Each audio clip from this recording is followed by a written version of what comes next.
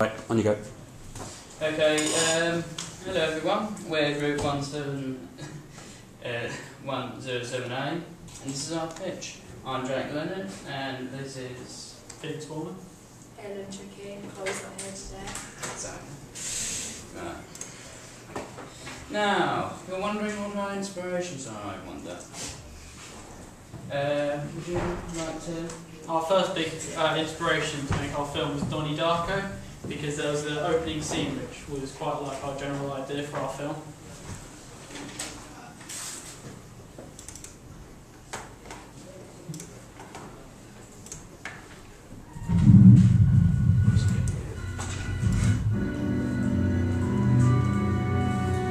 Also, there's a clip showing us a few sort of shots that we could use for our film, like the wide establishing shot which shows the whole scenery leading up into a tracking shot.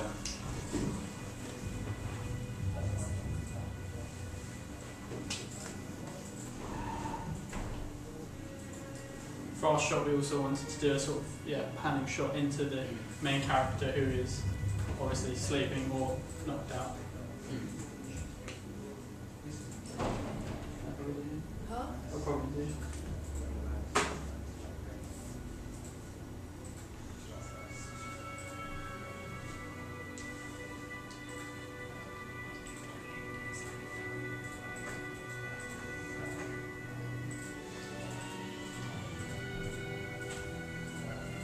You'll understand why this is similar to our idea once we've explained it, obviously.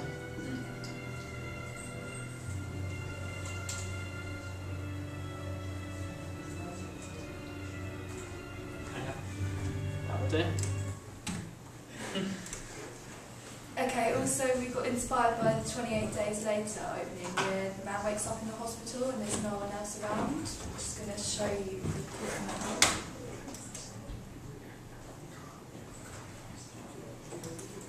I think it comes up with an advert first.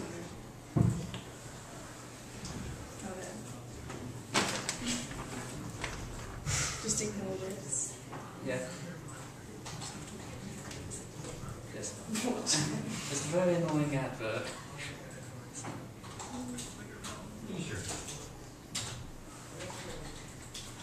Here we are.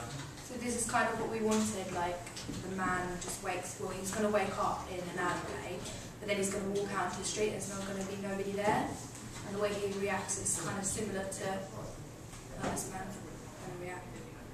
A bit confused. Disorientated. Doesn't know what's happened. That's probably it. Yeah. And our final influence, as you can see, was from Memento. It was a big influence to us, as when the character wakes up, he wakes up finding tattooed instructions around his body, which is, well, it's fairly similar to the plan that we have for our main character, having waking up and finding a tattooed message on his wrist. Next we're going to talk about the opening sequence of our film. It's basically a man lying in a dark, scruffy alleyway, which is a long establishing shot, which then pans around into a tracking shot, and then a close-up of the man lying on the floor. The reason why we've chosen this is, the reason why we've chosen to use a long establishing shot, which pans around into a tracking shot, and then a close-up, is to set the scene and establish the state of the character in which he is in. And then then the character is actually going to wake up, and we're going to use an extreme close-up of his eyes to just get those first few moments of which he wakes up and he doesn't remember anything. So we used an extreme close-up shot of his eyes just to establish that. And then we're going to follow on to a point of view of him looking at this tattoo on his wrist, which has a threatening message on it, to let him know that someone's after him. But the reason he actually gets let out is because they're toying with him and playing with his mind, as you can say. The reason we use an extreme close-up of his eyes is he wakes up to establish how he feels to the audience. The reason why we've chosen an extreme close-up of his face is to increase the audience identification of the character's emotion of how he is feeling. And so suddenly we're going to have this non-diegetic sound, deep bass with a fast pace, beginning to play over the top. The camera then zooms out as he gets up and starts running, in which case we'll be having the camera stay put and actor running off, and then after that we're just going to have a simple variation of shots where he's running. And the reason he's running, he runs to find civilization, but obviously the streets are empty. Which is also relevant to the 28 days idea as well. He suddenly becomes weak and screams to the skies, and then he collapses on the spot. Reverse tracking high angle shot, which we'll be using. Screen then blacks out and music fades.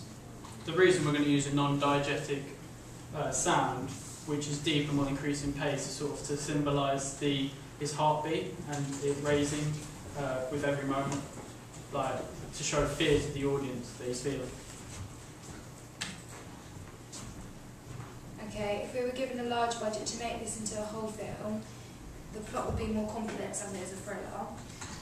We feel we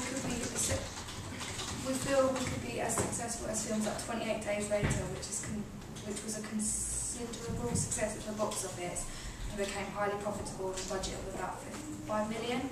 In the UK, it took £6.1 million, while in the US, it became a surprise hit, taking over $45 million despite a limited release at fewer than 1,500 screens across America. The film earned around $82.7 million worldwide. Right, the plot for our film Prescription starts with the main character, George Black, who's an ex-assassinator and who's been captured by one of his victims' acquaintances, Dr. Hans Thompson, who has been set out to torture and kill George. But George is not killed instantly, as Hans plans to drive him to insanity and make him fear he is going to die. He does this by setting George into civilization as a homeless person, which drives George insane because he no longer has any of his wealth, as Hans has destroyed it all. George starts to go insane, and Hans is watching and controlling his every move. At this point, George doesn't know it is Hans who is doing this. Eventually, George starts to realise that the clues Hans is leaving must be linked to Hans. George understands why Hans is doing this. George then tries to avoid Hans and uses his manipulation and controlling abilities to destroy his life. Eventually, George pulls himself together and uses his assassinating skills to find a solution of killing Hans and getting his life back. Our audience, of course. Our film was based towards a 15+ audience, as we feel it would attract a wider audience than just over 18s. There's no need to put in too much violence or swearing, or even sex, as with our idea we can feel we can keep the certificate at 15 simply to bring in a wider audience. We would also say that our film would be unisex, just so there would be more people to consider watching our movie, and once again it appeals to different crowds. Right, thank you. It's been Group 107A pitching our idea, and we hope you enjoyed our pitch. We'll take any of your questions that you may have about our film that we're making. Has anybody got any questions? Any? You want to start or shall I? You got you. In the first bit, and he wakes up, he's tattooed, and he legs it down the street, and there's nobody about. Why is there no one around? We haven't actually established that. Why is that? Okay, you're just being influenced by 28 Days Later. Yeah, it's just... Is it to show his mental state, or is it along those sort of lines? What is he actually got tattooed on his arm? It's going to be something sort of threatening, like I'm watching over you, or I've got my eyes on you, or something maybe more relevant to the fact he's a doctor, like... He's a what? More relevant to the fact that the guy who's controlling him is a doctor, so maybe something cheesy like a glass of wine a day keeps the doctor away. It's not very threatening, but anyway. It's fine that he gets up and runs away. That's fine for an intro sequence when he's waking up and everything. You just need to make the tattoo relevant. Yeah. If I woke up in an alley with a tattoo on my arm and it said a glass of wine a day keeps the doctor, I'd be thinking, geez, what did I do last night? I wouldn't necessarily go, oh my god, and just start running for no reason. Yeah. Whereas if it had something like you've got 12 hours to live, or something really obvious, something that meant so that would scare him into running. So I just think you need to, because that's kind of like the main motivating factor for what happens next in the storyline, or get to point A or something, get to the town hall or something. Not necessarily.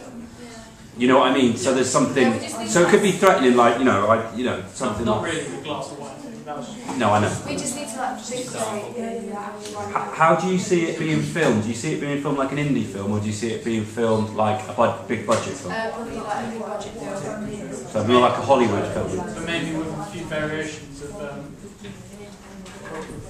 just to give it sort of more of that sort of point of view. Sort of. What I was going to say was really nice was that whereas a lot of the other groups have tried to cram the whole plot into the opening sequence, you've actually got quite a nice, clear opening sequence, which is really nice. We haven't had to, a lot of the other groups we've had to say, no, take it down a bit. How do you see because remember this is a title sequence that we're creating, how do you see your titles fitting in with that strong opening sequence that you've got? Well, with it, are they clean? Are they dirty? Do they jibber around? Are they? We can have like a little part of the title coming up with a little sort of segment of our opening title, just cutting into it. Do you see the titles being placed over the images as the images are playing out, or how do you see that? Cut to black and back to the images. Maybe. I would say we have obviously like the title before, but we haven't thought about I think you've got such a strong opening sequence. I think you haven't got a lot of work to do on that really. What I think now you can do is think how you're going to fit the titles in with that to make it really good. Any other questions? Excellent.